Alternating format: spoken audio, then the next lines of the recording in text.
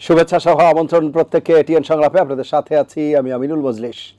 দর্শক, আপনারা জানেন সমসাময়িক ও জনগুরুত্বপূর্ণ বিভিন্ন বিষয় নিয়ে আমাদের আলোচনা অনুষ্ঠান। আমাদের আজকের আলোচ্য বিষয় রাজপথে রাজনীতি। এ বিষয়ে আলাপ করবার জন্য স্টুডিওতে রয়েছেন দুজন সম্মানিত অতিথি।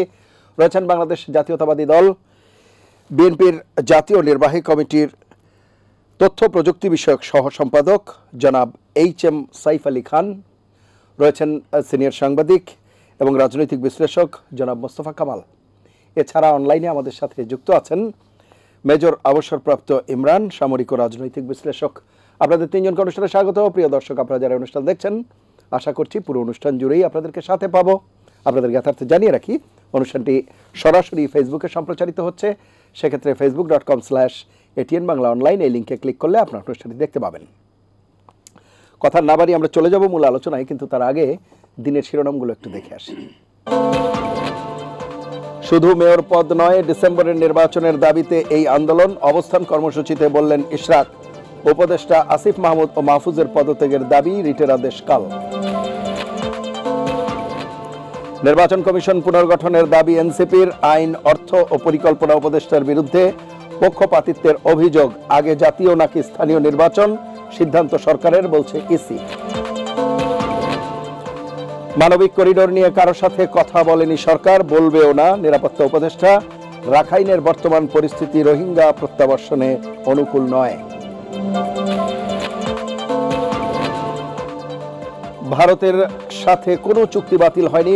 ব্রিফিংয়ে পররাষ্ট্র উপদেষ্টা। পুশিন ও আমদানি বন্ধে যোগাযোগ অব্যাহত ঢাকা ও দিল্লি। এবং 28 মের মধ্যে শ্রমিকদের পাওনা পরিশোধ না করলে মালিকদের বিরুদ্ধে ব্যবস্থা, হুঁশিয়ারি শ্রম উপদেষ্টা।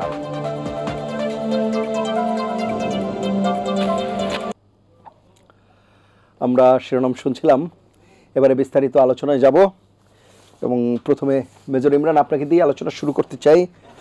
আমাদের যে আজকের বিষয় রাজপথের রাজনীতি, আসলে অন্তর্বর্তী সরকার ক্ষমতা নেয়ার পর রাজনৈতিক দলগুলোর মধ্যে যে পূর্ববর্তী সময়ে যে একটা ভাব ছিল, আমরা দেখেছি সময়ের পরিক্রমায় নানাবিধ কারণে সেগুলো এক ধরনের দূরত্ব তৈরি হয়েছে এবং সাম্প্রতিক সময়ে এই দূরত্ব যেরকম একে অপরকে বাকযুদ্ধে লিপ্ত হয়েছে নানাবিধ কারণে, নানাবিধ ইস্যু নিয়ে, এবং রাজপথ প্রতিনিয়তই দেখা যাচ্ছে উত্তপ্ত হয়ে যাচ্ছে।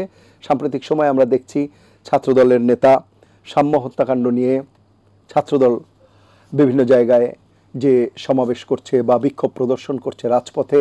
এর আগে আমরা দেখেছি এনসিপি আওয়ামী লীগের কার্যক্রম নিষিদ্ধ করার বিষয় নিয়ে শাহবাগে বা এবং তার সাথে অন্যান্য আরও কিছু রাজনৈতিক দল তারাও জড়ো হয়েছে রাজপথে। এই যে, এবং এখন দেখছি আমরা যখন কথা বলছি সেই সময়ে ঢাকা দক্ষিণ সিটি কর্পোরেশনে বিএনপি নেতা ইশরাক হোসেনের মেয়র হিসেবে শপথ নেয়ার দাবিতে তার সমর্থকরা সেই এলাকায় যেমন বিক্ষোভ প্রদর্শন করছে, পাশাপাশি নির্বাচন কমিশনে আজকে এনসিপির পক্ষ থেকে বলা হচ্ছে যে নির্বাচন কমিশন পক্ষপাতদুষ্ট, সেখানেও তারা বিক্ষোভ করছে। রাজপথে বিক্ষোভ। অন্তর্বর্তীকালীন সরকার তো বলা হচ্ছিল এই রাজনৈতিক দলগুলোরই এক ধরনের প্রত্যাশার প্রতিফলন কিংবা এক ধরনের ম্যান্ডেট। এখন সেই সরকারের বিরুদ্ধেই যেন একটা আন্দোলন, সেই উপদেষ্টাদের নিয়েই নানাবিধ কথাবার্তা। কিভাবে দেখছেন বিষয়গুলো?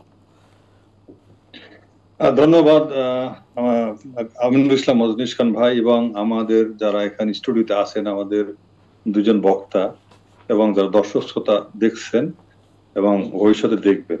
হ্যাঁ, পরিস্থিতি আপনি যেটা বললেন এটা একটু ভোলাটাইল। আমাদের বাংলাদেশের মানুষের আসলে ধৈর্যচ্যুতি অনেক ক্ষেত্রে আমরা দেখতে পাচ্ছি। কারণ মানে মানুষ তো অনেক স্বপ্নের মধ্যে থাকে, স্বপ্ন যখন বাস্তবায়িত না হয় তখন, বা প্রত্যাশা যখন পূরণ না হয়, তখন বাঙালি খুব তাড়াতাড়ি ধৈর্য হারিয়ে ফেলে। যদিও 15 বছরের বেশি স্বৈরাচারের অধীনে ছিল, যখন কথা বলতে পারতো না, মিছিল মিটিং করতে পারতো না, মানবাধিকার ছিল না, গুম ছিল, খুন ছিল, তখন কিন্তু চুপ হয়ে গেছিল ভয়ে, ভীত হয়ে।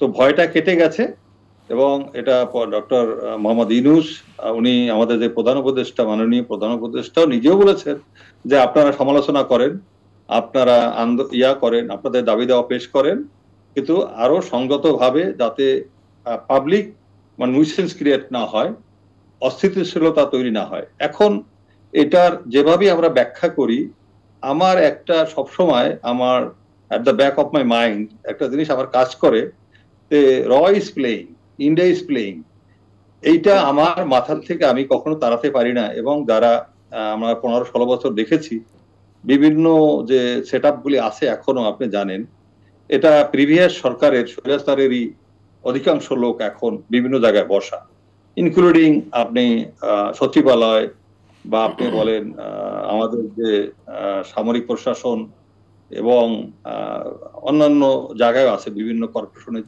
বিভিন্ন জায়গায় আছে, বিভিন্ন দলেও আছে।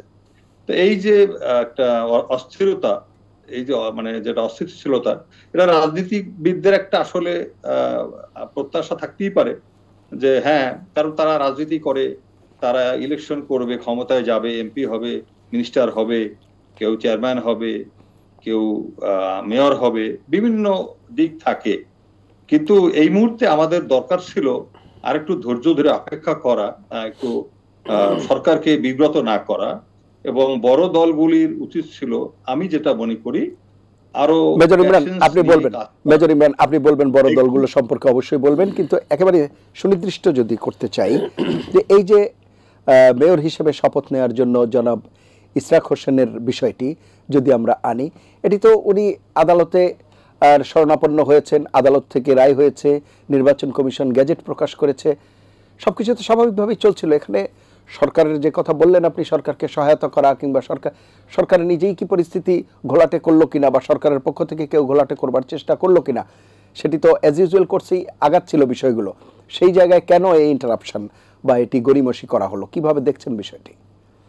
এখন এটাতে খুব তারা আপনার তো খেয়াল আছে কিনা যে ইশরাক হোসেনের যেটা নির্বাচন কমিশন যে প্রজ্ঞাপনটা জারি করলো, এটা কিন্তু খুব দ্রুত করেছে এবং মধ্যরাত্রে। আরেকটা হলো, আমি যতটুকু মনে পড়ে 2000 যে সময়টা নির্বাচনটা তাপস যখন বসলো, তাপস কিন্তু তার সময়টা পুরো করে দিয়েছে, এবং প্রথমে বোধহয় নির্বাচন নিয়ে আপত্তি করেছিল। আমাদের যত মনে পড়ে, আমাদের যে ইশরাক হোসেনের যে দাবি, সেটা ছিল নির্বাচনটাই অবৈধ। অ্যাকচুয়ালি হাসিনার তো সবই অবৈধ, হাসিনা নিজেও অবৈধ ছিল। এখন ওই সময় নির্বাচনটা অবৈধ, আমি সেই অবৈধ সরকারের ফ্যাসিস্ট সরকারের সময় ইলেকশন করলাম, এটা তো আমরা সাপোর্ট করি না।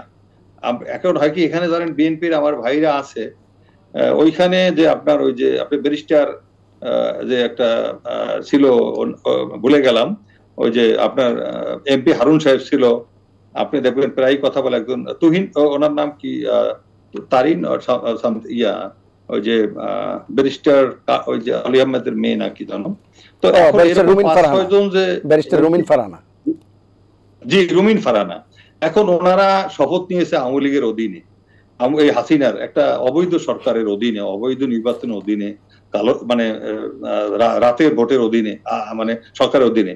এইগুলি করে বিএনপি কিছু জিনিস আমার কাছে মনে হয় বৈধতা দিয়েছে তাদেরকে, এবং যার জন্য আওয়ামী লীগ দীর্ঘদিন এই স্বৈরাচারের যে একটা খড়গ, এটা চালিয়ে যেতে পেরেছে। কারণ এখন যে সময়টা শেষ হয়ে গেছে, উতরিয়ে গেছে, আর ডিসেম্বরে যেহেতু ইলেকশন হবে, এবং আমাদের একটা গ্রুপ এনসিপি যেমন চাচ্ছে যেটা ইলেকশন আগে লোকাল যেটা গভর্নমেন্ট ইলেকশন বা মেয়র বা এই যে উপজেলা চেয়ারম্যান, তো এখন তো আসি কয়টা মাস, এই ডিসেম্বর হয়তো লাস্ট টাইম হতে পারে। ডক্টর ইউনূস বলছে মানে ডিসেম্বর না হলে জুনের মধ্যে। এখন এইগুলি তো এখন রোড ম্যাপ বলে, রোড ম্যাপ মানে কি? রোড ম্যাপ মানে হাউ ইট উইল গো, মানে একটা ম্যাপের মতো, যে আমি যদি ডিসেম্বর পর্যন্ত যাব, কাজ কিছু করতেছি আমরা, এই যদি আমরা শেষ করতে না পারি, একটা মোটামুটি একটা পর্যায়ে সংস্কার আমরা করব, এবং বিচার প্রক্রিয়া শুরু হয়ে গেছে, এবং আমরা কোনো কারণে যদি ডিসেম্বরে না পারি, আমরা জুনের মধ্যে করে ফেলবো। এটা তো রোড ম্যাপ। আর নির্দিষ্ট করে বলা যে একেবারে জুনে ইলেকশন হবে বা ডিসেম্বরই হবে, এইটা তো আসলে পরিস্থিতি পরিবেশ মূল্যায়ন করবে। কারণ আপনি প্রশাসনের মধ্যে এখনো আপনি জানেন যে আস্থা আসেনি মানুষের, আমাদেরই আস্থা নাই। আমি নিজেই অনেক কিছু জানি, ভিতরের খবর, আমি অনেক আমলাদেরকে চিনি, আমরা একত্রে কাজ করেছি, দেখেছি, সুতরাং তাদের চরিত্র সম্পর্কে আমরা জানি, তারা কেবল, এরা শত কোটি টাকা, হাজার কোটি টাকার মালিক, এরা আওয়ামী লীগের আমলে পদোন্নতি পেয়েছে, এখন আপনি উপদেষ্টা পরিষদ এই সমস্ত লোক আছে, উপদেষ্টা মন্ডলীর মধ্যে এখানে আছে অন্তর্বর্তী সরকারের। তো এখানে যে তারা এই যে পরিবেশ ঘটে করতেছে না, এবং বিএনপির কিছু নেতাদের বক্তব্য কিন্তু এখানে তারা ভরসা পাচ্ছে না মানে বর্তমান সরকার উপরে। আবার তারা ডক্টর ইউনূসকে সময় দিতে চায়, এটা আমরা বুঝি। তারাও একটা চাপেও রাখতে চায়, নরমে গরমে। কিন্তু আসলে সমস্যাটা আমি মনে করি এটা বিএনপির যে হায়ারার্কি, আমার মনে হয় সেটা তারা জানে এবং তারা ওইভাবে কাজ করবে। বিশেষ করে আমি ওই তারেক রহমানের ব্যাপারে বলবো বা খালেদা জিয়ার ব্যাপারে বলবো, আমার মনে হয় ওনারা ডক্টর ইউনূসকে আস্থায় এখনো রেখেছে। যে যাই বলুক, আলটিমেটলি আমার কাছে মনে হয় যে তারা ডিসেম্বর পর্যন্ত দেখবে। এবং আজকে আপনি হয়তো জানেন সেনাপ্রধানের একটা বক্তব্য ছিল, দরবার ছিল সেনাবাহিনীতে, এবং উনিও বলেছে যে জানুয়ারির 1 তারিখের মানে একটা রাজনৈতিক সরকার হয়তো আসবে বা ডিসেম্বরের মধ্যে ইলেকশন হবে। এখন এইগুলি মিলিয়ে আমার মনে হচ্ছে হয়তো ডিসেম্বরের মধ্যেই ইলেকশনটা হয়ে যাবে। আমি আসবো সেইসব বিষয় নিয়ে, আরো বিস্তারিত শুনবো। আমি একটু শুনে আসি, আলোচকরা রয়েছেন, এরপরে আমি আবার আসবার চেষ্টা করবো আপনার কাছে। জনাব সাইফ আলী খান, যে বিষয়টি আলাপ হচ্ছিল, বিশেষ করে ইশরাক হোসেনের শপথ নিয়ে যে ঘটনাটি, এবং পরবর্তীতে এনসিপির বিষয়টিও আপনি আলাপ করবেন। প্রথমে যদি সেই বিষয়টি একটু আলাপ করেন, ইশরাক হোসেনের শপথের বিষয়টি। আমি আপনার মাধ্যমে আজকের অনুষ্ঠানের সকল দর্শক এবং সকল কলাকুশলী সহ দেশে বিদেশের সকল বাংলাদেশিদেরকে স্বাগত জানাই এবং শুভেচ্ছা জানাই।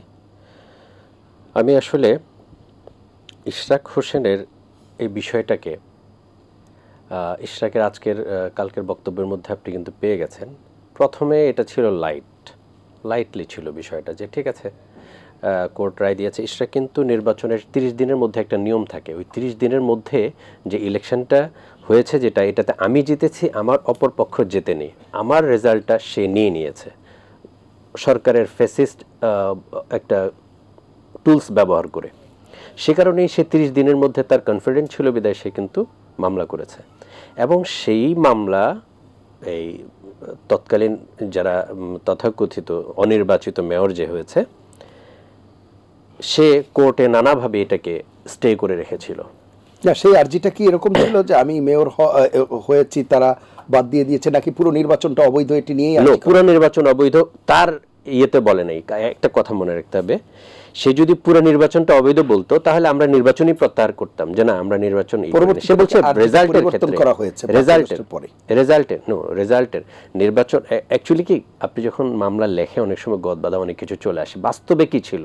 বাস্তবে আমরা যে দেখেছি অনেক জায়গায়, যদি আমরা দুপুর পর্যন্ত ভোটের সময় পেয়েছি, ততক্ষণ পর্যন্ত আমাদের যে ভোটের পরিমাণ ছিল সেই ভোটে আওয়ামী লীগের প্রার্থী হেরেছে, তারপরে তাদেরকে কারচুপি করতে হয়েছে। সুতরাং ইশরাক হোসেনকে জনতার মেয়র কেন বলা হয়েছে তখন থেকে আপনি চিন্তা করেন তো। জনতার মেয়র এই কারণেই বলা হয়েছে, জনতা তাকে ভোট দিয়ে পাশ করিয়েছে, বাট তাকে পাশ হতে দেয়নি, রেজাল্ট চেঞ্জ করা হয়েছে। সে রেজাল্টের বিরুদ্ধে কিন্তু আপিল করতে হয় নির্বাচনে। মুস্তাফা কামাল ভাই আরও ভালো বলতে পারবেন, আইনজ্ঞরা আরও ভালো বলতে পারবেন। তো আমি ওই আইনি ইয়েটাই যাচ্ছি হলো, ঠিক আছে, এখানে যে কয়দিন সময় আছে যা আছে, আপনি তো প্রশাসক বসিয়ে রাখছেন ভাই, তার তো কোনো ম্যান্ডেটই নেই। সে তো সেই প্রশাসক, সরি আমি তাকে অসম্মান করতে চাই না, বাট তিনি তো পলিটিক্যাল এলিমেন্ট না। পাবলিক পালস বোঝার জন্য পলিটিক্যাল এলিমেন্ট ভেরি নেসেসারি। আর হ্যাঁ, সেটা তো আপাতত না, কিন্তু আপাততই তো আপনি আপাতত জনসেবা কি হচ্ছে বলুন, এই জায়গায় আপনি চিটংয়ে আমাদের ডক্টর শাহাদাত সাহেব আসার পরে কি পরিবর্তন আপনারা সাংবাদিকরা অবশ্যই জানেন ভালো করে। সুতরাং সেখানে ইশরাক কি বেটার ছিল না? আচ্ছা, আমি আসছি, আপনি বলছেন সুযোগ যেহেতু আছে। হ্যাঁ আছে। তো ইশরাক সাহেবকে মানে মেয়র পদে দিলে কি ক্ষতি হয়ে যেত, আমাকে আগে এই উত্তরটা যদি আমার ভাইয়েরা দিতেন, কি ক্ষতি হতো? এখানে আইনানুগ কিছু বিষয় তুলে ধরা হয়েছে, সবগুলো রিটও কিভাবে করা হয়েছে। যিনি ভোটার না তিনি রিট করেছেন। ভাই সব কিছু জিনিস এখন আধুনিক যুগ, সবাই সব কিছু জানে। কিছু 10টা বিষয়ে 10টা পয়েন্টে বলেছে ইঞ্জিনিয়ার ইশরাক 10টা পয়েন্টের আবার আপনাকে উত্তর দিয়ে দিয়েছেন। তাহলে বিষয়টা, আমি মূল কথায় অন্যটায় যেতে চাই, এইটার নিয়ে আমি ডিসকাশন করতে চাই না বেশিক্ষণ। আমি যাই এই জায়গায়, ইশরাককে যখন সেখানে বসতে দিল না এবং সেটা নিয়ে তারা গড়িমসি শুরু করলো, তখনই তাদের দুরভিসন্ধিটুকু নজরে আসতে শুরু করে আমাদের। ইভেন ইঞ্জিনিয়ার ইশরাক সেটা নিজেও বলেছে, এবং আমাদের বর্তমানে আমাদের নেতাকর্মীরা যারা আছে, আমাদের জনগণ, এখানে কিন্তু এখনো জনগণ আছে, সাধারণ জনগণ মনে করে এই সরকারের মধ্যে কোনোভাবে ভোটের ভীতি এই সরকারের মধ্যেও চলে আসছে। ভোটের ভীতি কিন্তু একটা সরকারকে ফ্যাসিস্টে পরিণত করেছে। ভোটের ভীতি, নির্বাচন ভীতি একটা সরকারকে ফ্যাসিস্টে পরিণত করেছে। আমি আপনার আরেকটা ইয়েতে এসে বলেছিলাম যে আমি আশা করি কোনোভাবে কারো যেন নির্বাচনী ভীতি না আসে, কারণ এই নির্বাচনী ভীতিটাই ফ্যাসিজম বা ফ্যাসিস্ট তৈরি হতে সহায়তা করে। এই সরকার তো পলিটিক্যাল গভর্নমেন্ট না, তার ভেতর কেন নির্বাচনী ভীতি আসবে? ভাই আমি কিছুদিন আগে একটা নাটক দেখেছিলাম, নাম হলো চেয়ার। তো ওই চেয়ারে এটা আবার দেখাইছে যে গণভবন থেকে চেয়ারটা চুরি করে নিয়ে আসছে। তো আরেকজন গিয়ে ওই চেয়ারটা কিনে আনছে, তার দুলাভাইকে গিফট করেছে। তো দুলাভাই চেয়ারে বসার পরে ফেসিস্ট আচরণ শুরু করে দিয়েছে। এমন আচরণ শুরু করলো, তার বউ কথা ছাড়া সে উঠতে বসতো না, চলতো না। সে তার বউকে ধমকানো শুরু করলো, বোনকে ধমকানো শুরু করলো, কারো কথা শুনছে না, মানে সে অপ্রতিরোধ্য হয়ে গেল। ঠিক চেয়ার তো যদি আপনি ব্যক্তির সংস্কার খুব বেশি প্রয়োজন, এরপরে চেয়ার। এখন ব্যক্তি যদি হয় ওই রকম বোকা দুলাভাই যে চেয়ারে বসে স্বৈরাচার হয়ে গেল, ফ্যাসিস্ট হয়ে গেল, ঠিক সেরকম আমার কাছে মনে হয় এই সরকারের মধ্যে কিছু লোকজনকে আমার কাছে ওই রকম বোকা দুলাভাইয়ের মতো মনে হয়, যারা চেয়ারে বসে অ্যাকচুয়ালি চেয়ারের গুরুত্ব এবং চেয়ারের মর্যাদা এবং জনগণের আকাঙ্ক্ষা, গণমানুষের আকাঙ্ক্ষা কি সেটা বুঝতে পারছে না। আপনি একটা কথা মনে রাখতে হবে, এই সরকার জনগণের ম্যান্ডেট বলতে হচ্ছে, ম্যান্ডেট বলবো না, জনগণের তাদেরকে বসিয়েছে। এখন এই জনগণের মধ্যে বিশাল একটা অংশ হলো বিএনপি, বাংলাদেশের বিশাল বড় একটি রাজনৈতিক দল বিএনপি তাদেরকে মনোনীত করেছে, মনোনীত করে, এবং তাদের পাশে আমাদের জনাব তারেক রহমান সাহেব মাননীয় চেয়ারম্যান স্যার, তিনি ফ্রম দ্য ডে ওয়ান থেকে বলেছে আমরা এই সরকারকে সহায়তা দিব এবং এই সরকারকে কোনোভাবে ব্যর্থ হতে দেওয়া যাবে না। কিন্তু সমস্যা হচ্ছে আপনি যদি ব্যর্থতার দিকে চলেই যান, ধাবিত হয়েই যান, আমাদের কি করণীয় থাকবে? তখন তো জনগণ প্রতিরোধ করবেই। জনগণ প্রতিরোধ করতে মাঠে অলরেডি কিছু নেমেছে, এখনো আপনার সংশোধনের সময় আছে। সুষ্ঠু সুন্দর পথে এগিয়ে যাওয়ার সময় এখনো শেষ হয়ে যায় নাই, সেটাকে ধরে রাখতে হবে। সেই কিভাবে করলে আমাদের এই দেশটার উপকার হবে। কিন্তু এখানে আপনার নির্বাচনী ভীতি, ব্যক্তি ভীতি, একটি দলকে আপনার বিরোধিতা করতে হবে, এই মানসিকতা নিয়ে চলার ফলে আমার কাছে মনে হয় এই সরকার তার গ্রহণযোগ্যতা হারাচ্ছে। অন্যদিকে আমি আমাদের ছোট ভাইদের একটি দল, আমার মনে হয় তারা এখনো নিবন্ধনও পায়নি, আমার মনে হয় এনসিপি, তারা 3 জন উপদেষ্টার বিষয়ে বললেন। আমাদের বিএনপির সাপোর্টারও না তারা। আচ্ছা, তারা পারপাস সার্ভ করছে, তাদের অভিযোগ মুখপাত্র। কিন্তু আমি তো দেখছি সরকারে বরং এনসিপির সরাসরি তাদের লোকই আছে, বহু লোক তারা নিয়োগ দিয়েছে, নিয়োগ বাণিজ্যে বহু। এগুলো এখন ধোঁয়া তুলে তো লাভ নাই, সাধারণ মানুষ কিন্তু এগুলো জানে।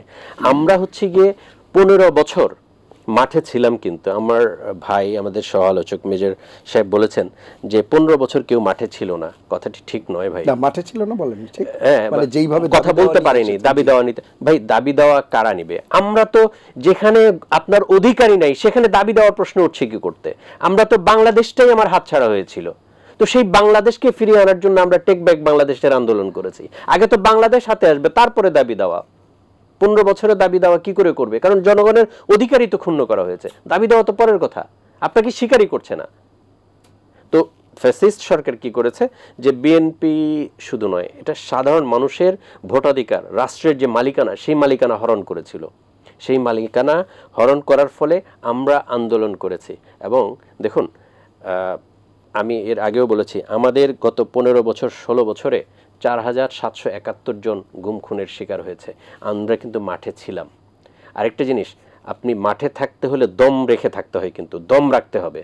আপনি হাডুডু খেলা অবশ্যই জানেন, রুলসই হলো দম রাখা। বিএনপি দম রেখে নিজের দলকে সুসংগঠিত রেখে, আমাদের জননেতা তারেক রহমান সাহেব দেশের বাইরে থেকে এই দলকে সুসংগঠিত রেখে প্রত্যেকটি আন্দোলন আপনি করে গেছে, চালিয়ে গেছে। এখানে আমরা ড্যামেজের দিকেও খেয়াল করতে হয়। হুট করে কেউ নেমে যাব, হ্যাঁ, একটা আন্দোলনের কিন্তু আপনার গতি, কখন এর পালে হাওয়া লাগবে ইউ নেভার নো। কিন্তু আমরা তো চালিয়ে গেছি। এই চালিয়ে যাওয়ার ফলেই সেই গতিতে কোনো না কোনোভাবে একটা আন্দোলনের মাধ্যমে সেটাতে হাওয়া লেগেছে। একক দাবিদার কাউকেই বলা যাবে না, আমরা কাউকে ছোট করে দেখতে চাই না। আমরা আমাদের জননেতা জনাব তারেক রহমান বলেছেন আমরা বড় একটা দল, আমরা গণতান্ত্রিক একটা দল, আমরা গণতন্ত্রকে স্বাগত জানাই, কিন্তু সেই গণতন্ত্র এবং গণতন্ত্রের চর্চাটা তো একেবারে সুন্দর, পরিশীলিত, পরিমার্জিত হতে হবে। আপনি গত কিছুদিনে দেখেন তো এই সিচুয়েশনটাকে কিভাবে কলুষিত করার পায়তারা হচ্ছে, এটা তো মেনে নেবার নয়। আমরা একজন রাজপথের কর্মী হিসেবে আমরা এটা তো মেনে নিতে পারি না। আর যাই হোক, এই ইশরাকের বিষয়টা নিয়ে দেখুন, উপদেষ্টাদের বক্তব্য, এনসিপির বক্তব্য, ওই উপদেষ্টাদের বক্তব্য এবং এনসিপির বক্তব্য সিমিলার। আপনি নিজেই গন্ধযুক্ত, আপনি কি করে আরেকজনকে গন্ধবিহীন বলেন? তার মানে কি এই উপদেষ্টারা সরে আওয়ামী লীগের উপদেষ্টারা বসবে, আওয়ামী লীগের সমর্থিত লোকজন বসবে? তারা তো এখানে, এই সরকার তো এখনো সেখান থেকে অন্যগুলো সরান নাই। যে কয়জন নিয়োগ দিয়েছে উল্টা আরো তাদের বিরুদ্ধে কথা বলছে। জনাব সাইফ আলী খান, নির্বাচনের কথা বলছেন বা আমরা জাতীয় নির্বাচনের কথা বলছি, এখানে একটি প্রসঙ্গ এসেছে স্থানীয় নাকি জাতীয়, সেই জায়গায় বক্তব্যটা একটু স্পষ্ট করুন। দেখুন, একটি অনির্বাচিত সরকার, জনগণ মনোনীত সরকার এখন আছে। ইন্টারিম গভর্নমেন্টের দায়িত্ব কিন্তু হচ্ছে নির্বাচিত সরকারের হাতে ক্ষমতা হস্তান্তর করা, এবং সেটা করতে হবে কিছু সংস্কার এবং সুষ্ঠু এবং সুন্দর নির্বাচনের লেভেল প্লেয়িং ফিল্ড তৈরি করে নির্বাচন দিয়ে নির্বাচিত সরকারের কাছে ক্ষমতা হস্তান্তর করা। সংস্কার আর এর বাইরে কিছু নয়। এখন আপনি আসেন স্থানীয় সরকার নির্বাচনগুলো, এগুলো খুব স্থানীয় পর্যায়ে নানা রকমের প্রবলেম আমরা দেখেছি, এগুলো হয়। তো এই ক্ষেত্রে ন্যাশনাল ইলেকশন খুব বেশি গুরুত্বপূর্ণ এবং শ্রেয়। আপনি যদি আপনি এই লোকাল গভর্নমেন্ট ইলেকশন করতে যান, তাহলে আপনার হাতে কিন্তু সেই সময়টুকু নাই। আমরা যে ফ্রেমের মধ্যে, যে সময়ের মধ্যে নির্বাচন চাই, আপনি দেখবেন ওর মধ্য দিয়ে আপনি ফ্যাসিস্ট আবার চলে আসবে। কারণ এই সরকারটা দুর্বল সরকার, যত কথাই বলুন না কেন আপনি। নির্বাচিত সরকার হলে যতটা সাহস পায়, আমি একজন ব্যবসায়ীও, আমাদের ব্যবসায়িক মহলরা, আমাদের ইভেন প্রশাসনের কর্মকর্তা ব্যক্তিরাও সবাই জানেন, সবাই কাজের মধ্যে কেমন যেন একটা ঢিলে ঢালা একটা অবস্থা। সবচেয়ে বড় বিষয় হলো, আমরা বাণিজ্যিক বিষয়টা বলি, আমি বাণিজ্যের মধ্যে আমাদের বিজিএমই ইলেকশন হচ্ছে, আমার পার্টনারও ইলেকশন করছেন। তো সেখানে আমরা দেখেছি মোস্ট অফ দি বিজনেসম্যানদের কথা হলো, ভাই কবে ইলেকশন হবে, কবে নির্বাচিত সরকার আসবে, কবে নির্বাচিত সরকার আসবে। আমরা সাধারণ মানুষের কথা, এটা সাধারণ ব্যবসায়ীদের কাজ করে, অবশ্যই দোলাচল কাজ করে। রাষ্ট্রটা স্ট্যাবল হতে হবে তো ভাই। আর আরেকটা জিনিস হচ্ছে, এতদিন রাষ্ট্রের রাষ্ট্রের যে মালিক সাধারণ জনগণের কাছে ছিল না। সাধারণ জনগণ চায় তার মালিকানা ফিরে পাক। তো সেইখানে আপনি সাধারণ জনগণের মালিকানা নিয়ে আপনি ছিনিমিনি খেলবেন কেন? সাধারণ জনগণের মালিকানা ফিরে পাওয়ার জন্য নির্বাচন দরকার, কিন্তু এনসিপিটি যেটি বলছে, যেই নির্বাচন পরিচালনা করবে নির্বাচন কমিশন, তারা বিএনপির কার্যালয়ে পরিণত হয়েছে বা বিএনপির লোকজন, বিএনপি পক্ষপাত দুষ্ট। এই বিষয়ে কি বক্তব্য দেবেন? এটা হচ্ছে ওই আপনার বাচ্চার চকলেটের মধ্যে যদি কথা বলেন, তাহলে তা আর হবে না। বাচ্চার চকলেট এটাও আমি খাবো, ওটাও আমি খাবো, সেটাও আমি খাবো, সবই আমি খাবো, আমার ভাইকে আর আমার বোনকে কিছু দিব না। টাইপটা এরকম যে আমি যখন অভিযোগ করব, সব অভিযোগ বিএনপির। আজকে তারা এনসিপি শুধু ইলেকশন কমিশনের কথা বলেনি, উপদেষ্টাদের কথাও বলেছে। ভাই এই সরকারই তো নিয়োগ দিয়েছে এই নির্বাচন কমিশনকে আমি বলতে শুনেছি, তারা সঠিক যেটা সেটা তাদের কার্যক্রম এবং রুটিন ওয়াইজ এবং তাদের নিয়ম অনুযায়ী তারা যে কার্যক্রম, সেই কার্যক্রম তারা পরিচালনা করে যাবে, সেভাবেই করে যাচ্ছে তারা।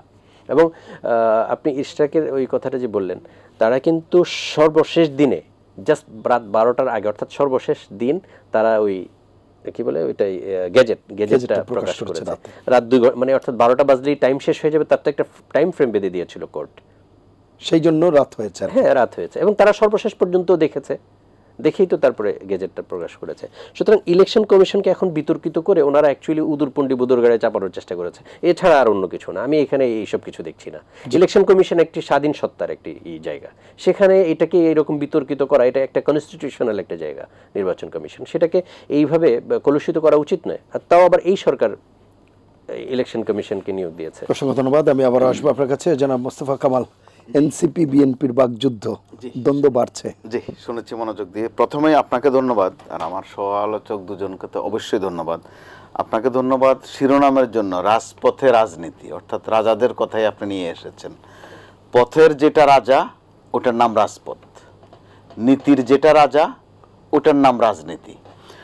কিন্তু নির্বাচনটা, যে নির্বাচন নিয়ে আমরা কথা বলছি, ওটা স্থানীয় নির্বাচন, স্থানীয় সরকার নির্বাচন, অর্থাৎ সিটি কর্পোরেশন নির্বাচন। সেটা রাজার বিষয় না, রাজার বিষয় না, কিন্তু রাজনীতির চেয়েও অতি রাজনীতি ওখানে আছে। খেয়াল করে আপনি দেখুন, ইঞ্জিনিয়ার ইশরাক হোসেন প্রথম দিন থেকে 6 নম্বর সর্বশেষ 7 নম্বর দিন পর্যন্ত একবারও তিনি নিজ মুখে বলেছেন যে তিনি মেয়র হতে চান, ওই চেয়ারটাতে বসতে চান?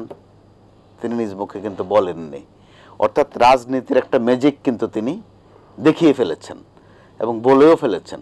গতকাল এবং গত পরশু তিনি যেটা বলেছেন যে তার মূল উদ্দেশ্য যেটা, যে এই সরকার অথবা এই নির্বাচন কমিশন নির্বাচনের প্রতি অনাগ্রহী, সেটা তিনি প্রমাণ করে দিয়েছেন।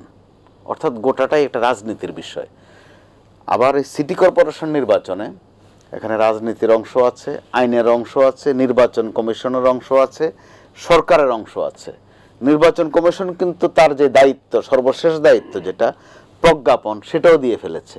তাহলে এর পরবর্তী অংশটা কি? শুধু শপথ নেয়া। তো সেখানে আমাদের গ্রামাঞ্চলে বলা হয় যে আপনার হয়েছে একটা খাজুলি বিচি, কিন্তু আপনি এটাকে চুলকিয়ে ফোঁড়া বানিয়ে দিয়েছেন। হয়েছে আপনার ভাইরাস জ্বর, আপনি ওটাকে কালাজ্বরে নিয়ে গেছেন, নিউমোনিয়া নিয়ে গেছেন। এই যাবতীয় কাজটা করেছে সরকার অথবা সরকারের একটি মন্ত্রণালয়, বিশেষ করে স্থানীয় সরকার মন্ত্রণালয়। একদম সেটেল ইস্যু, কোথাও কোনো সমস্যা ছিল না। হয়তো একটু গ্যাস্ট্রিক ছিল, কিন্তু অতিমাত্রায় চিকিৎসা করে আপনি ওটাকে আলসারে নিয়ে গেছেন। ইশরাক হোসেন তো মেয়র হয়ে আছেন সেই কবেই। ঢাকাবাসী তাকে বলছে জনতার মেয়র, সেটা বিশেষণ, আদর অথবা সম্মান। তার বাবা ছিলেন অবিভক্ত ঢাকার মেয়র। এখন তো এক ঢাকায় 2টা সিটি কর্পোরেশন, অর্থাৎ 2টা মেয়র। তো 2টা মেয়রের একটা ইশরাক হোসেন, এটা তার জন্য অনেক সম্মানের নয়। তিনি গোটা ঢাকারে একটা, বা গোটা ঢাকার নয়, গোটা বাংলাদেশের কিন্তু তরুণ সমাজের কাছে একটা হার্ট থ্রব, যেটাকে আমরা বলি তারকা, ক্রাশ, যেটাকে আবার আমরা এই জেনারেশন বলে। তো সেটা তো তিনি হয়ে আছেন। তো তিনি যে ম্যাজিকটা দেখিয়েছেন, বিএনপির পক্ষ থেকে যার বারবার বলা হচ্ছিল যে এই সরকার নির্বাচন দিতে একটু ভয় পায়, অথবা নির্বাচনের কথা বলা মাত্র এই সরকার একটু নড়ে চড়ে বসে। একটা ভাষণ আছে এখানে আইয়ুব খান বা ইয়াহিয়া খানেরটা, যেটা পরবর্তীতে আমাদের জেনারেল এরশাদ বা জিয়াউর রহমানের ক্ষেত্রে মিলানো হতো, যে এরশাদ সাহেবের চুল কাটতে গেলে খুব কষ্ট হতো নাপিতের, যে চুলগুলো শুয়ে থাকে। তো নাপিত ইচ্ছা করে মাঝে মধ্যে একটু জিয়াউর রহমান সাহেবের কথা তুলতেন, এটা বললে এরশাদ সাহেবের চুলগুলা দাঁড়াতো, তখন নাপিতের কাটতে সুবিধা হতো। তো এই সরকারের মধ্যে নির্বাচনের কথাটা আসলে একটু নড়াচড়া শুরু হয়। নির্বাচনটা আসা মাত্রে বলা হয় যে করিডোরটার কি অবস্থা। নির্বাচনটা আসলে এনসিপি বলে যে এর আগে স্থানীয় সরকার নির্বাচনটা হয়ে গেল কিন্তু ভালো হতো, গণপরিষদ আছে। মাঝে দিয়ে আরেকজন বলে যে না, এর আগে সংস্কারটা আরো পুরোদমে শুরু হওয়া ভালো। অর্থাৎ নির্বাচনটাকে সেকেন্ডারিও নয়, একদম তালিকায় বা রোল নম্বরে পরের দিকে নিয়ে আসার একটা প্রবণতা আছে। প্রধান উপদেষ্টা বলেছেন ডিসেম্বর টু জুন। প্র্যাকটিক্যালি একজন রিপোর্টার হিসাবে বা সংবাদকর্মী হিসাবে আমার যতটুকু বিচরণ, নির্বাচন যদি আরো 2, 4, 6 মাসও পিছায় কেউ কোনো আপত্তি করবে না। গোলমাল বাঁধছে যে নির্বাচনের কথা আসা মাত্রই আপনি একটা অন্য আলাপ তুলে দিচ্ছেন। এই কখনো সংস্কার, কখনো বিচার। ইদানিং নতুন একটা এসেছে আজকে, যে আগে ছাত্র সংসদ নির্বাচনগুলো হয়ে গেলে আরো ভালো হয়। অর্থাৎ আপনি হাসি দেন, কাশি দেন, এই ফাঁকে অন্য কোনো একটা কাজ আপনি সারতে চান। এটা কিন্তু এখন জনগণকে আমরা সম্মান করতে গিয়ে বলি, সাইফ আলী খানও বিএনপি নেতা কয়েকবার বলেছেন সাধারণ জনগণ এখন সাধারণ আর নাই। প্রত্যেকে যার যার জায়গার থেকে মোটামুটি অসাধারণ বোঝে, আলামত বোঝে, নমুনা বোঝে। তো ওই জায়গায় এই সরকারের দিক থেকে, সরকার প্রধান উপদেষ্টা তিনি এই পদে আসতে রাজি হননি। তো তিনি ক্ষমতা ধরে রাখতে চান কিনা একটা সংশয় তৈরি হয়েছে। তিনি তো আসতেই চাননি। আবার আসতে চাইলে অথবা দখল করতে চাইলে এই সুযোগ ওনার অনেকবার হয়েছে। আবার কখনো কখনো আপনি দেখবেন, যেহেতু আমাদের কথা বলার অভ্যাস হয়ে গেছে, আমরা কোথায় থামতে হবে, কতটুকু বলা যায়, ওই জায়গায় থাকি না, সেনাপ্রধান পর্যন্ত চলে যাই। ওই নিয়েও কতটুকু বলা যাবে ওই মাত্রা জ্ঞান আমাদের থাকে না।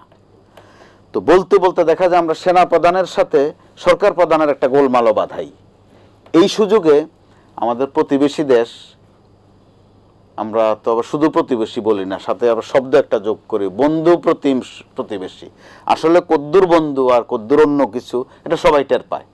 তো তাদের হাইপ তোলা অথবা গুজব রটানো, এই প্রত্যেক রাতে ট্যাঙ্ক নেমে গেছে, সাজোয়া যান নেমে গেছে, গণভবন ঘেরাও করে ফেলছে, ডক্টর ইউনূসের অবস্থা খারাপ, এই গুজবগুলো কিন্তু বাজারে ভালো বাজার পাচ্ছে।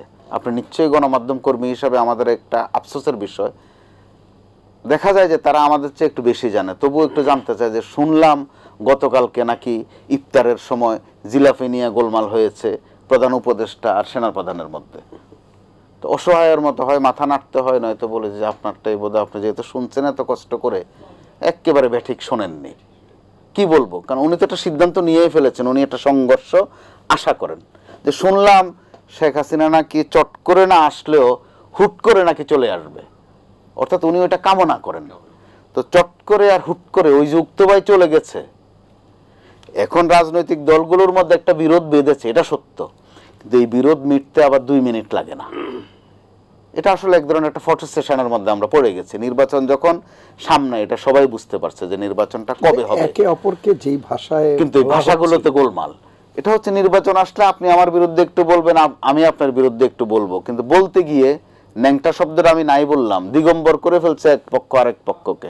হেন অভিযোগ নাই যে অভিযোগ তারা পরস্পরের বিরুদ্ধে না করছে। তো এই অভিযোগের মধ্য দিয়ে আর নানান গুজব সাপ্লাইয়ের মধ্য দিয়ে কিছু ঘটনা তো ঘটেও যাচ্ছে। ধানমন্ডিতে একজন এনসিপি নেতা আসামি ছুটাতে গেছেন, এই এনসিপি নেতা আবার আসামি সফল হয়েছেন, তিনি সফল হয়েছেন, কামিয়াবি হয়েছেন। তিনি আবার এলাকায় মার খেয়েছেন। আপনি গণমাধ্যমের জায়গা থেকে দেখেন, আমরা এই ধরনের ক্ষেত্রে কি লিখি যে আহত হয়েছেন, কিন্তু গণমাধ্যমের বিভিন্ন জায়গায় এসে পিটুনি খেয়েছেন। এগুলোর মধ্যে কিন্তু একটু রকম ফের আছে, ধোলাই খেয়েছেন। তো এগুলো তাদেরও বোঝার উপলব্ধির বিষয় আছে। যদি তারা না বোঝেন, এটা তাদের জন্য খুব দুঃখজনক, আমাদের জন্য। কারণ তাদেরকে নিয়ে একটা উচ্চাশা তো ছিল, তারা যে সফল আন্দোলন, এটা তো সত্য। আন্দোলন আর রাজনীতি আপনি যদি দুইটা ভাগ করেন, সাইফ আলী খান যে দল করেন, এই দল আন্দোলনে ব্যর্থ হয়েছে, এটা তো সত্য কথা।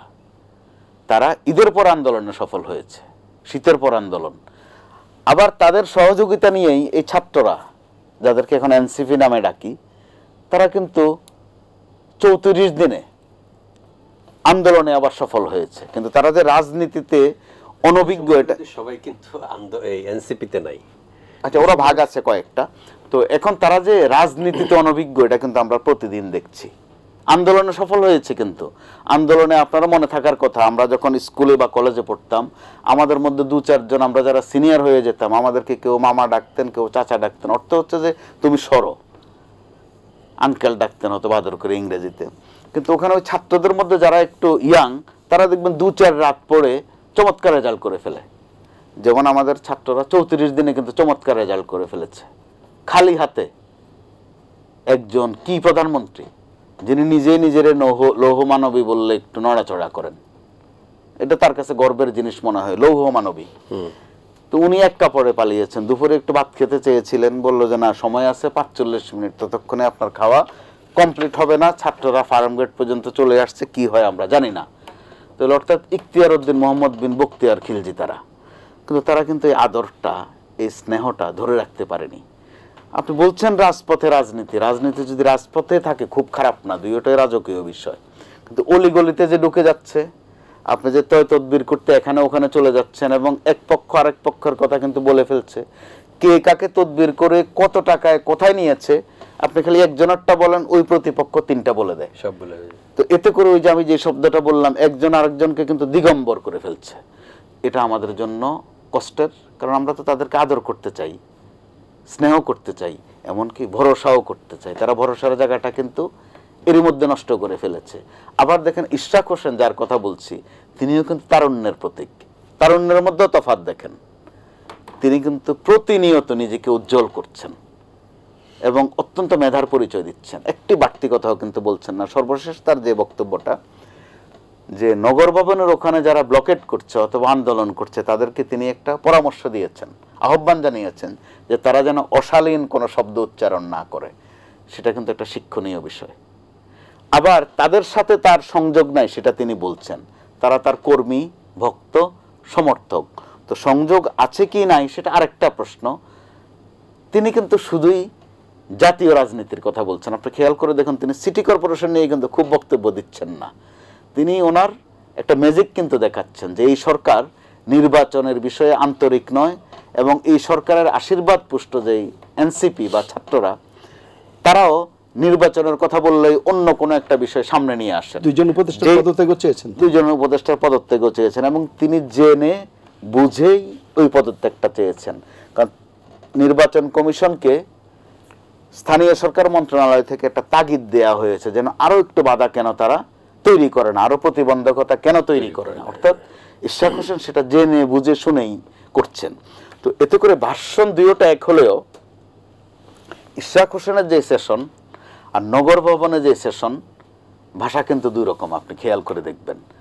একটার মধ্যে হচ্ছে আবেদন, নিবেদন, দাবি, আর আরেকটার মধ্যে রাজনৈতিক বক্তব্য। অর্থাৎ ইশরাক হোসেন তার বাবার যে ঐতিহ্য, যে বিচক্ষণতা, যে শিক্ষা এবং যে কৌশল, সেটা যে রপ্ত করেছেন বা পেয়েছেন, ওইটা কিন্তু খুব স্পষ্ট।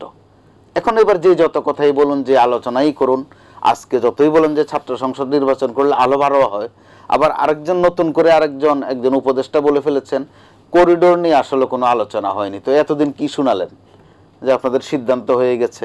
এই কথা বললেন কেন? ওইটার জন্য তওবা করেছেন দুই একবার যে আগেরটা ঠিক ছিল না? করেননি তো। অর্থাৎ আপনারা হাসি দেন মাঝে মধ্যে একটা, কাশি দেন একটা মাঝে মধ্যে, এই ফাঁকে অন্য কোনো একটা কাজ করতে চান। এটা তো সাধারণ মানুষও বুঝে ফেলছে। এখানে আমরা যে তিনজন আছি, আপনি আর আমি কিন্তু ইউনিয়ন পরিষদের মেম্বারও হতে চাই না। সাইফ আলী খান এমপি তো অবশ্যই স্বপ্নে দেখছেন, দেখতেই তো পারেন। আমাদের মেজর সাহেব উনি কোনো দল বিলং করেন কিনা আমি জানি না, কিন্তু আশা থাকতেই পারে, থাকাটাও স্বাভাবিক। এই ধরনের পরিচ্ছন্ন লোক রাজনীতিতে আসলে অন্তত অবান্তর অথবা বাড়তি কথা কম হবে। আমি এই ক্ষেত্রে আপনাকে আমাদের গ্রাম এলাকার একটা উপমা দিতে চাই, 1 মিনিটে শেষ করে ফেলবো। এটারে আমাদের ঢাকায়ও আছে, পুরান ঢাকায় আছে, এটার বলে ঘষা আলাপ। আবার ঢাকার আশপাশে কেরানীগঞ্জ যান আপনি, মুন্সিগঞ্জ যান, ওরা বলে পিঠ চুলকানো আলাপ। এটা কীরকম? গ্রামের এক রাস্তায় দুই কিশোর আলাপ করছে যে তোর বাড়ি কই? তো আরেকটা কয় যে জামালগঞ্জ। কোন বাড়ি? কয় মোল্লা বাড়ি। কয় আমারও তো মোল্লা বাড়ি। তোর বাবাকে? কয় মনির মোল্লা। কয় আমার বাবাও তো মনির মোল্লা। এখন পাশের থেকে এক লোক বলতেছে তোরা তো আপন দুই ভাই, তোরা এসব আলাপ করস কেন, নক্তামি করস কেন? আমরা আলাপ করি, আপনার সমস্যা কি? আসলে দুই ভাই, ঘষা আলাপ যেটারে বলে। মূল আলাপ হবে এখন নির্বাচন এবং বিচার সংস্কার। এগুলো মোটেই একটার সাথে আরেকটা সাংঘর্ষিক নয়। ভাই, যার স্বজন হারানো গেছে সে তো বেদনাটা বোঝে। আপনি একটা জেনারেল হাসপাতালে কখনো রুগী দেখতে বা কোনো ডেলিভারি কেস দেখতে গেছেন কিনা আমি জানি না, দেখবেন জেনারেল হাসপাতালে এক রুমে একজন রোগীর মৃত্যু হয়েছে, আরেক রুমে একটা ডেলিভারি হয়েছে। ডেলিভারির লোকজন কিন্তু আনন্দটা আস্তে করে, যে পাশের রুমে কিন্তু রোগী মারা গেছে, ওরা আস্তে করে, আনন্দটা আস্তে করে। তো প্রচুর যাদের স্বজন হারিয়েছে যারা, ওদের তো কান্না ভাই। যারা আহত কাতরাচ্ছে হাসপাতালে, তো আপনি নির্বাচন বলতেই দেন না, বললে আবার রাগ করেন, বলেন না এখন নির্বাচনের কথা বললেন না, ওরা কষ্ট পাবে। তো এই ফাঁকে আপনি নির্বাচন কমিশন চলে যাচ্ছেন, এখানে ওখানে চলে যাচ্ছেন, মাঝে মধ্যে শাহবাগ এক টিম পাঠিয়ে দিচ্ছেন, কেউ সরোয়ার্দিতে একটা প্রসেশন করছেন, কেউ আবার 17-18 জন নিয়ে দাঁড়াচ্ছেন, আপনার ওখানে ক্যামেরা পার্সন আছে 32 জন। এই যে নাটকগুলো, মানুষ তো এগুলো দেখে। আপনি না বলেন আমি না বলি, এখন যে গণমাধ্যম বলে একটা শব্দ আছে, ওখানে কিন্তু তথ্যগুলো চলে আসছে, সোশ্যাল মিডিয়াতেও আসছে। মেজর ইমরান, যে বিষয়গুলো আমরা আলাপ করছিলাম, আপনি বলছিলেন দুঃখিত, বড় দল হিসেবে বাংলাদেশ জাতীয়তাবাদী দল বিএনপির দায়িত্বশীলতার প্রসঙ্গ কিংবা নির্বাচনের যে প্রসঙ্গ, সেই বিষয়টি নিয়ে আপনি আলাপ করছিলেন, সেই প্রসঙ্গে শুনবো। যে অ্যাকচুয়ালি আমি মনে করি বিএনপি হলো মূল দল বা সবচেয়ে গ্রহণযোগ্য দল বা জনপ্রিয় দল বাংলাদেশে, যে যাই বলুক। এরপরে হয়তো জামাত। এখন এনসিপির রাজনীতি হলো শহর ভিত্তিক বা কিছু জেলা ভিত্তিক, এবং গ্রামে গঞ্জে তাদের কিন্তু ওই রকম প্রভাব নাই। তো এখন যারা উপদেষ্টা পরিষদে আছে, উপদেষ্টা মন্ডলীতে অন্তর্বর্তীকালীন সরকারের, এরা থাকায় তারা কিছুটা নিরাপত্তা পাচ্ছে। আপনি হয়তো দেখছেন বিএনপি নিজেরা মারামারি করতেছে, এটা ক্ষমতার লড়াই থাকবে, এটা এলাকার প্রভাব প্রতিপত্তি নিয়ে থাকবে, কে পরে ইলেকশন নমিনেশন পাবে, কত কিছু, এরকম অনেক একটা স্বপ্ন নিয়েই তো বললাম রাজনীতি করে, সবার তো একটা লক্ষ্য থাকে, সে এগুলিও আমরা গ্রহণ করতে রাজি আছি, মানতে রাজি আছি। কিন্তু বাংলাদেশের পরিস্থিতি ঘাটে করলে লাভ হবে আমার প্রতিবেশী, সে কিন্তু বসে আছে শিয়ালের মতো। এজন্য বিএনপি কে দায়িত্ব নিয়ে এই ছাত্রদেরকে, বাচ্চাদেরকে এখন ওদেরকে বুঝাতে হবে।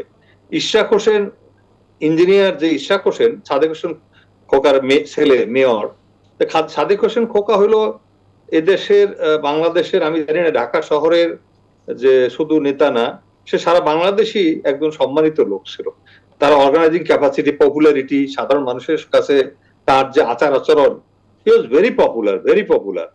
তো এই লোকটা ডেড বডিটা যখন জীবিত অবস্থা আসতে চাইলো, আসতে দিল না স্বৈরাচার, তখন কিন্তু আমরাও কষ্ট পেয়েছি। যদিও আমরা ওই তার সাথে আমার ব্যক্তিগত পরিচয় নেই, কিছুই নেই, কিন্তু এই মানুষটাকে আমরা খুব পছন্দ করতাম, আমরা তারই ছেলে। তো ইশরাককে আমরা সবসময় দেখছি ম্যাচিউরড কথা বলে এবং ভদ্র ছেলে এবং ইমপ্রেসিভ একটা ছেলে, কোনো সন্দেহ নাই। কিন্তু এখন আমাদের বিএনপির যে, যেমন ধরেন শামসুজ্জামান দুদু একজন আছে, যে সব কথা বললো ওই দিন আমি শুনলাম, ইট ইজ ভেরি অবজেকশনেবল। ওনার লেভেলে, ওরা তো সিনিয়র মানুষ, ওনারা কেন এইসব কথা বলতে যায় পোলাপানের সাথে? কারণ আপনার এনসিপির ওরা কারা? ওদের কোনো রাজনৈতিক ব্যাকগ্রাউন্ড আছে? ওরা তো এখন দলই করা ঠিক হয়নি ওদের, কে ওদেরকে বুদ্ধি দিয়েছে আমি জানি না। They should have been waiting, এবং যে হ্যাঁ দেখি বিএনপির মধ্যে শুদ্ধ অভিযান চলে কিনা, বা অন্যান্য দলগুলি আজ ভালো মানুষগুলিকে আসে, নমিনেশন বাণিজ্য যাতে না হয়, যে সমস্ত লোক কালার, যাদের অলরেডি ধরেন মামলা আছে, খুনের মামলা, গুমের মামলা, তারপরে ধরেন করাপশনের মামলা, এই যে দুর্নীতিবাজ, দুর্বৃত্ত, তো বাংলাদেশের এইগুলি যদি নমিনেশন না একটা দল থেকে, বিএনপি দল তো জিয়া রহমানের দল, জেনারেল জিয়ার দল, তো মানে এটা একটা বিশাল গর্ব। তো আমার কাছে, আমি তো জেনারেল জিয়ার জন্য সেনাবাহিনীতে আসছি, আমি খালেদা জিয়াকে প্রধানমন্ত্রী হিসাবে দেখেছি। আওয়ামী লীগ যত কিছুই বলেছে, ওনারা যে 6 বছর জেল কাটিয়েছে একটা ভাওতাবাজির মামলা দিয়ে, এটা তো একটা ফাজলামো ছিল, ইট ওয়াজ এ কনস্পিরেসি, এটা অনিলিভেনের একটা স্টুপিডিটি ছিল। এবং আমাদের যারা এগুলি করেছে তারা কিন্তু এদেশে নাই, শেখ হাসিনার আমলে কিন্তু মঈন আহমেদ এদেশে আসতে পারেনি, আপনি জানেন। এখন মির্জাফরের কিন্তু জায়গা কখনোই হয় না, কিন্তু আমাদের মধ্যে আমি বিএনপির এই যে মির্জা আব্বাস, বা ধরেন সালাউদ্দিন আহমেদ, তারপরে এই যে শামসুজ্জামান দুদু, ইভেন আমাদের এই যে সবারই খুব প্রিয় একটা মানুষ হলো ওই আমাদের মির্জা ফখরুল ইসলাম আলমগীর, উনি কিন্তু পারফেক্ট জেন্টলম্যান, আমরা তাকে সবসময় খুব সমীহ করেছি। আমি তার সাথে আমার একটা হোটেলেও দেখা হয়েছিল কক্সবাজারে। সো মানে একটা সিম্পল মানুষ, যে কোনো মানুষের সাথে খুব হাসি মুখে কথা বলে। ওনারও কিছু কিছু কথা শুনি, তখন খুব আমাদের অস্বস্তি লাগে যে আমরা কি ভারতের বিটিম হয়ে গেল নাকি আমাদের বিএনপি। বিএনপি তো তৈরি হয়েছে ভারতের হেজিমনির বিরুদ্ধে। যে সার্কটাকে দেখেন, আপনি জানেন কিভাবে অকার্য করে রেখেছে ইন্ডিয়া। তো এখন আমরা সেটা থেকে বের হয়ে আসছি। এখানে বিএনপির ছেলেরা এই আন্দোলনে ছিল, হয়তো যেটা শেষ সময়ে এটা সমাপ্তি ঘটেছে আমাদের ছাত্রদের মাধ্যমে। অ্যাকচুয়ালি শুধু ছাত্র নয়, এখানে আমজনতা ছিল, এখানে পেশাজীবী ছিল, রিক্সাওয়ালা, ভ্যানওয়ালা ছিল। আমরা ডিওইসিএস এর দ্বারা আমরা 4-5টা আমাদের ডিওইসিএস আপনি জানেন, মিরপুর সহ আমাদের এখন 5টা ডিওইসিএস। আমরা কিন্তু নিজেরা জীবনে কোন আন্দোলন মিছিলে, চাকরিতে তো যাওয়া যায় না, রিটায়ারমেন্টের পরে যাইনি, কিন্তু আমরা কিন্তু আন্দোলনে নেমেছি। ডিওইসিএস এর কিন্তু আমরা পরিবার পরিজন সহ নেমেছি, কারণ এই স্বৈরাচার হাসিনার আমলে আমাদের সার্ভিং অফিসার পর্যন্ত গুম করা হয়েছে ইউনিফর্ম পরা অবস্থায়। ব্রিগেডিয়ার জেনারেল আজমির মতো একটা ব্রিলিয়ান্ট অফিসার, কোনো কারণ ছাড়া তাকে চাকরি থেকে বরখাস্ত করা হয়েছে, তারপর তাকে পেনশন দেওয়া হয় না, মানে গুম করা দেওয়া হলো। তো এগুলো তো আমরা মানতে পারিনি, কিন্তু আমরা বলতে পারিনি কেন? কারণ বাংলাদেশ এমন একটা পরিস্থিতি চলে গেছিল যেখানে কারো কোনো কথা বলার কোনো ই ছিল। তারেক সিদ্দিকীর মতো একটা বাজে লোক, নোংরা লোক, যে হাসিনা তাকে এনে বসায়, তার রেহানার দেবর, ওই যে সে ছিল ব্রিগেডিয়ার, তাকে জেনারেল বানিয়ে 3 বাহিনী প্রধান করে বসিয়ে দেয় তাকে। Even general Aziz was also fed up with his activities. এখন আমাদের এই ধরনের পরিস্থিতির মধ্যে আর্মির মধ্যেই আমরা খুব কষ্টে ছিলাম, একটা চাপে ছিলাম। তারপর আপনি জানেন বিডিআর একটা ইনসিডেন্ট হলো, এটা তো অফিসারদের মনোবলই ভেঙে গেছিল। মানে রয়ের একটা সেল ছিল ডিজিএফআই হেডকোয়ার্টারে। হ্যাঁ, আমি নিজে গিয়েছি একদিন, অনেক আগে গিয়েছি, পরে একদিন ডিজিএফআই হেডকোয়ার্টারে কাজে গিয়েছি। আমাকে বলে, স্যার আপনি এদিক দিয়ে যাওয়া যাবে না। আমি কেন? এখানে তো ইন্ডিয়ানরা বসে। আরে why Indians are sitting in our DGFI headquarter?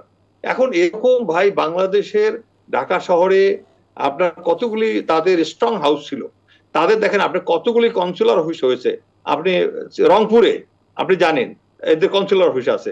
তো এত ছোট্ট একটা দেশে ইন্ডিয়া এত কনসুলার অফিস কেন? মানে আপনার এইগুলিকে আমরা তো মানে অ্যাড্রেস করতে হবে, এই প্রবলেমগুলি আমরা বুঝি। আপনি দেখেন 900 একর নিয়ে যে ফেনীর ওখানে আপনি তাকে দিয়েছেন ইফিজের, হ্যাঁ, এখন ইন্ডিয়াকে দেওয়া হয়েছিল খুলনায়, যে খুলনায় যাও 500 একর, না তার ওখানে। ওটা কেন?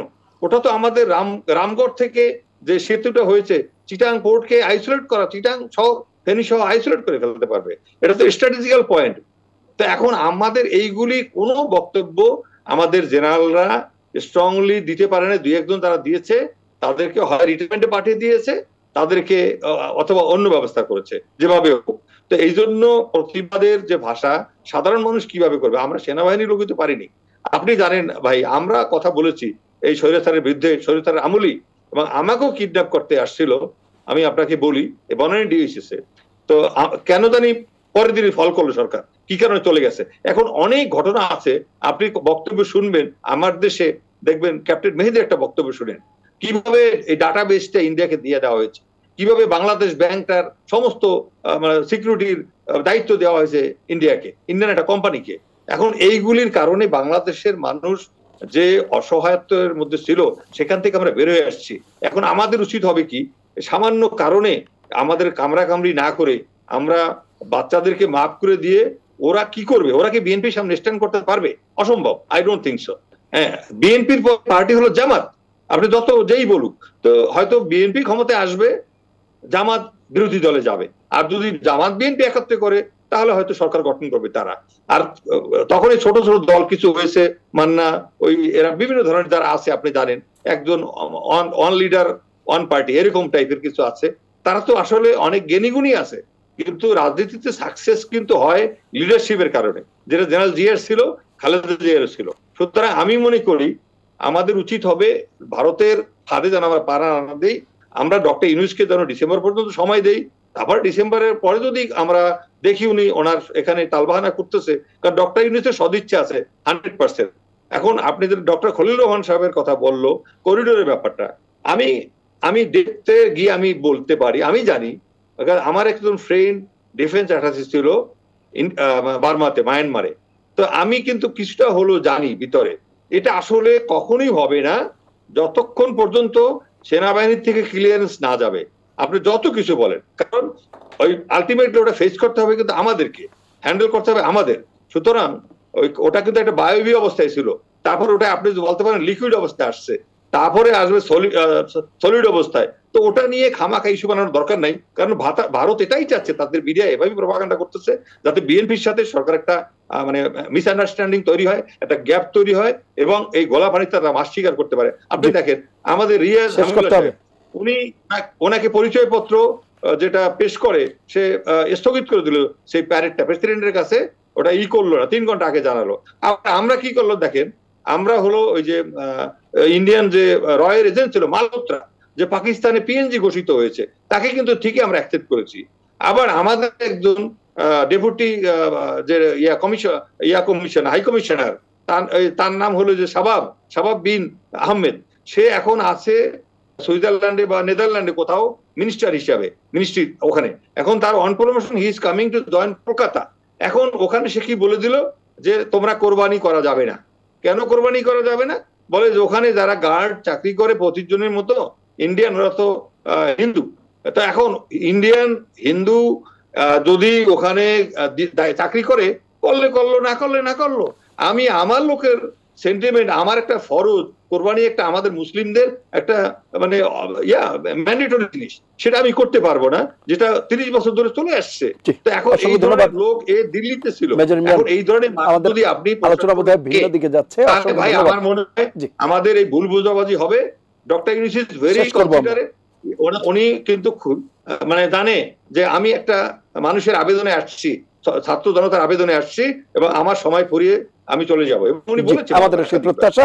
আমরা একটু শুনে আসি, ভুল ভাষা উচিত না। এবং সাইফ আলী খান, যে বিষয়টি আসলে বলা হচ্ছিল যে বিএনপির দায়িত্বশীলতার বিষয়ে কিছু প্রশ্ন এসেছে,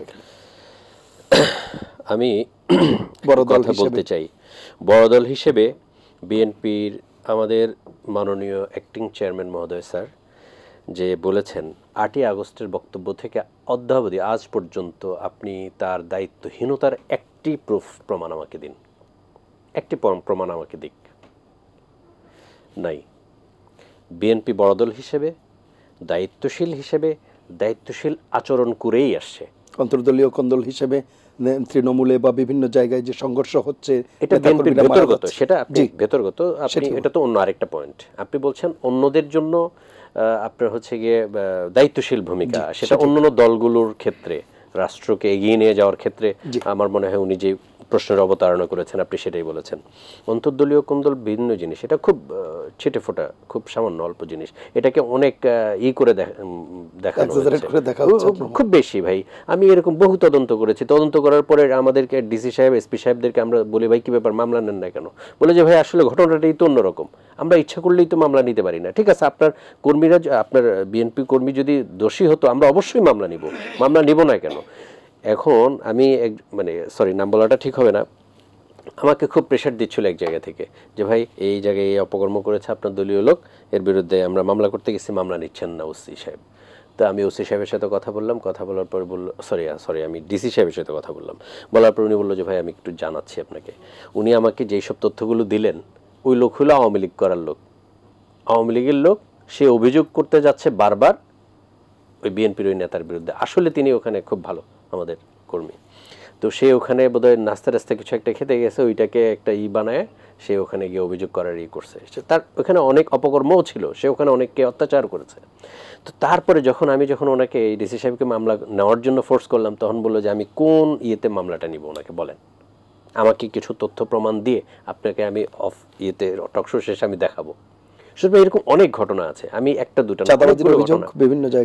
বিভিন্ন জায়গায় চাঁদাবাজি। দেখেন বিএনপি অনেক বড় দল, আমরা কিন্তু সেই অনুযায়ী ব্যবস্থাও নিচ্ছি, আমি অস্বীকার করবো না, আমরা অস্বীকার করতে যাবো না, কিন্তু যতটা না হয়েছে তার চাইতে বেশি করেছি। কারণ ওই যে বললাম আপনাকে, উদুর পিন্ডি বুদুর গায়ে চাপানোর একটা প্রচেষ্টা সবকিছুতে আমি দেখছি। এটার একটা রিজন আমার বন্ধু ওই যে কামাল ভাই সুন্দর করে বলেছেন, এই যখনই আপনি নির্বাচন বা আমরা ভালো একটা কিছুর কথা বলছি, তখনই যে কোনো কিছু একটা দাঁড় করিয়ে দেওয়া হচ্ছে। ঠিক আছে, এখন আসেন আমি দায়িত্বশীলতার জায়গাটায় চলে যাচ্ছি। জি প্লিজ। বিএনপি দায়িত্বশীল ভূমিকা যদি পালন না করত, 8ই আগস্ট থেকে আজ পর্যন্ত, এখন পর্যন্ত সরকারের টিকে থাকাটা আপনার মনে হয় কতটুকু সম্ভব হতো? এর একটা রিজন হচ্ছে, আপনাকে এই সরকারকে তো আমরা মনোনীত করে বসাইছি সবাই মিলে। এখন আপনি যদি জনগণের মতামতের কথা বলেন, সরকারের পক্ষ থেকে বলা হয়েছে জনগণ থেকে দ্বারা মনোনীত, তাহলে জনগণের বড় একটা স্টেক হোল্ড করে বিএনপি অবশ্যই। তো বিএনপি যদি সরকারের উপর বলে যে না আমাদের আর এই সরকারের উপর আস্থা নেই, তাহলে তো জনগণের একটা বড় অংশের আস্থা নাই, তাহলে এই সরকার কোন ভিত্তিতে থাকবে বলুন? আচ্ছা, এখন আসেন, আমাদের কিছুদিন আগে পর্যন্ত আমাদের চেয়ারম্যান স্যারের বক্তব্যে আমরা এই সরকারের উপর এখনো আস্থা রাখতে চাই এবং আস্থা রাখবো, এবং আমরা যদি কিছু নাও বলি, এই সরকার যদি জনগণের আশাকাঙ্ক্ষার বাইরে কোনো কিছু করে যায়, তাহলে জনগণ কিন্তু চুপ থাকবে না, কারণ এই জনগণ বিপ্লব করতে শিখে গেছে। আমরা অবশ্য দীর্ঘ সময় ধরে নির্যাতন নিপীড়িত হতে এসেছি। আপনার একটা কথা মনে থাকবে অবশ্যই, মোস্তাক কামাল ভাই লেখক মানুষ জানবেন, যে জাতি যত বেশি নির্যাতিত হয় তারা তত বেশি বিপ্লবী হয়। বিএনপির ছেলেবেলেরা, কর্মীরা এত বেশি নির্যাতিত হয়েছে যে তারা অনেকটাই বিপ্লব করেছে। এখানে আমাদেরকে একটা পয়েন্ট প্রয়োজন ছিল। অ্যাকচুয়ালি মোস্তাক কামাল ভাই 80-র দশকেও আন্দোলন দেখেছে, তারপরে বিভিন্ন আন্দোলন যে কোন ইয়েতে গিয়ে দানা বাঁধবে, এটা মোমেন্টামটা কখন পাবে। আপনি চর যখন হয়, বালু যখন আটকাতে শুরু করে, কোন পাথরটা বা কোন একটা কণার মধ্য দিয়ে অনেক হয়ে একটা চর হয়ে যাবে, এটা কিন্তু খুব বলা যাবে না। আমি একটু সংক্ষেপে শেষ করে দিই। তো বিএনপি দীর্ঘ সময় আন্দোলন করে নির্যাতিত হতে এই আন্দোলন, আপনি দেখেন কোটা সংস্কারের সর্বপ্রথম কথা আসে কিন্তু 2013 বা 14 সালে আমাদের জনাব তারেক রহমান। সেই সময় আমরা সাপোর্ট করে, 18 সালে যখন আন্দোলন হয় তখনও আমরা সাপোর্ট করেছি, বিএনপি সাপোর্ট করেছে, ওইটার রেকর্ডও অনেক বের হয়েছে, অনেক নেতাকে জেলে যেতে হয়েছে, অনেক শিক্ষককে জেলে যেতে হয়েছে, এবং 24 সালেও আমরা ঠিক এই আন্দোলনে আমরা তাদের সাথে কারণ আমরা তো বিপ্লব করছি, আমরা তো আন্দোলন করছি, সেখানে তারা আসছে, এখন আন্দোলনের কি পয়েন্ট আমাদের এক হয়ে গেল। তারা কোটা নিয়ে আন্দোলন করছে, আমরাও কোটা নিয়ে আন্দোলন করছি। যখনই অত্যাচার, নিপীড়ন এবং হত্যা বাড়িয়ে দিল সরকার, তখন আমরা সরকার পতনের আন্দোলনে, এক দফা আন্দোলনে চলে গেলাম এবং তখনই সফলতা আসলো। এখন এরপরে বিএনপি অবশ্যই দায়িত্বশীল ভূমিকা পালন করবে, কারণ বিএনপি মানেই বাংলাদেশ। বিএনপি যদি ক্ষতিগ্রস্ত হয় তাহলে বাংলাদেশ ক্ষতিগ্রস্ত হবে। এক মিনিট আমি একটু কথা বলে নিই। বিএনপিকে বারবার জোর করে ভারতপন্থী হিসেবে প্রমাণ করার চেষ্টা করছে। ভাই, ভারত আমাদেরকে কোনোদিন ক্ষমতায় বসায় নাই। এদেশের জনগণের ভোটকে আমরা মূল্যায়ন করি। জনগণের ভোটের বাইরে আমাদের ক্ষমতার কোনো উৎস নেই। জনগণই আমাদের একমাত্র রাজনৈতিক ক্ষমতার উৎস। এটা আমার দল থেকে স্পষ্ট আমরা বলেছি, আমরা বলি, এবং আমাদের পার্টির কোনো দলীয় নেতাদের কথায় যাতে এমনটা প্রকাশ না পায় যে সেটিও একটি বিষয়, কিন্তু সেটা প্রকাশ পায় না। দেখেন, কিছু কথা এমন হয় যেটা আপনি কিছু দেখেন, রাজনীতিতে অনেক কিছু ধৈর্যের সাথে আপনাকে অবলম্বন করতে হয়। আপনি সবকিছু বিরোধী বলতে গেলেও হবে না, বিপ্লবী হয়ে যাওয়ার সুযোগ। হ্যাঁ, ওটার দরকার নেই। আপনি থাকেন না নিউট্রাল। আমার কোনো বন্ধু নাই, আমার কোনো শত্রু নাই। ওই জায়গায় থাকতে গেলে যদি আপনি আমাকে ভারতপন্থী বলেন তাহলে তো হবে না। অসংখ্য ধন্যবাদ। আমি অবশ্যই বাংলাদেশী জাতীয়তাবাদ। আমার অন্য কোনো বিদেশি কোনো প্রভু, কোনো বন্ধু, অবশ্যই বন্ধু থাকতে পারে, কিন্তু প্রভু নাই। সময় শেষ, 30 সেকেন্ডে শেষ করব। 30 সেকেন্ডে শেষ করে ফেলবো। আমাদের খুব দামি কথা বলেছেন মেজর ইমরান। অনেক কথার ফাঁকে কিন্তু একটা কথা বলে ফেলেছেন যে আমাদের পাশে কে আছে। প্রতিবেশী সারা বিশ্বে কেউ না কেউ থাকে। তো আমাদের পাশে এমনই প্রতিবেশী আছে, এমনই শক্তিধর, ওই প্রতিবেশী আমাদের প্রকৃতিও বদলে দিতে পারে। আমরা এমনিতে বলে থাকি যে প্রকৃতি একমাত্র উপরওয়ালার হাতে, কিন্তু আমাদের প্রতিবেশী এতই শক্তিধর, এতই শক্তিমান, এতই তার প্রভাব, ওই প্রতিবেশী আমাদের প্রকৃতিও বদলে দিতে পারে। কিভাবে? মরুময়তা দিতে পারে, বন্যা দিতে পারে, যেটাকে বলা হয় প্রাকৃতিক দুর্যোগ। আসলে প্রাকৃতিক দুর্যোগ নয়, ওটা প্রতিবেশী সুলভ দুর্যোগ। এতে করে আপনি গত কয়েকদিন খেয়াল করে দেখুন, যখন Dhaka college to city college T20 খেলা হয়, অথবা সোহরাওয়ার্দী কলেজের সাথে ওইদিকে তিতুমির কলেজ, মাঝে মধ্যে ওইটা চলে যায় মাহবুব মোল্লা কলেজে, লক্ষণগুলো কিন্তু ভালো না। মাঝে দিয়ে 3 দিন কিন্তু জগন্নাথ রাস্তা কিন্তু দাবড়িয়েছে। এগুলো এক ধরনের ভোগান্তি তৈরি করছে, মানুষের অভিশাপও তৈরি করছে। মেজর ইমরানের কথা ধরে তিনি নিরাপত্তা বিষয়ে কিন্তু ভালো জ্ঞান রাখেন, কাজে করেছেন গোটা জীবনে এই নিয়ে। তো তার ওই কথার থেকে আমরা বোধহয় সতর্কতার একটা বিষয় আছে, কতটুকু বলতে পারি, কি বলতে পারি, কতটুকু যেতে পারি, পরিমিতিবোধের বিষয়টি আছে। অসংখ্য ধন্যবাদ। আমাদের সেই প্রত্যাশা। প্রিয় দর্শক, এই ছিল আজকের এটিএন সংলাপ। পরবর্তী অনুষ্ঠান দেখার আমন্ত্রণ জানিয়ে শেষ করছি। সবাই ভালো থাকবেন, সুস্থ থাকবেন। আশা করি এটিএন বাংলার সঙ্গেই থাকবেন। আল্লাহ হাফেজ।